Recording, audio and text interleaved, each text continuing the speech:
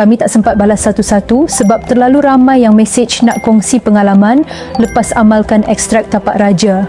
Ada yang hantar bacaan gula sebelum dan selepas amal, ada yang cerita tidur malam dah tak kerap ulang-alik ke tandas, ada yang luah badan tak cepat penat macam dulu dan ada yang sekadar mesej ringkas sebab akhirnya rasa badan lebih terkawal. Majoriti mereka bukan orang baru dengan masalah ni. Ada yang dah bertahun jaga, ada yang baru sedar badan sebenarnya dah lama beri tanda kecil, mulut kering tak habis-habis walaupun minum air bercawan-cawan, kaki kebas mencucuk-cucuk, letih walaupun tak buat apa.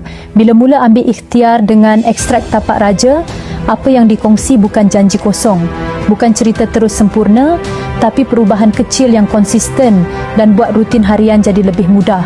Yang buat kami yakin mesej-mesej ni datang tanpa diminta, tak disuruh testimoni, tak dipaksa cerita. Mereka kongsi sebab mereka sendiri rasa perubahan.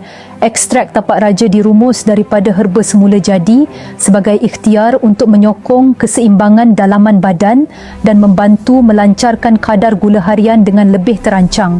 Bila diamalkan secara konsisten, kalau badan dah mula beri isyarat, itu bukan kebetulan. Itu tanda badan minta untuk diberi perhatian. Ramai dah mula ambil langkah, bukan untuk jadi sempurna, tapi untuk elak keadaan jadi lebih susah di kemudian hari. Tekan link sekarang untuk cuba ekstrak tapak raja. Ikhtiar hari ini lebih baik daripada menunggu badan sendiri yang dipaksa berhenti.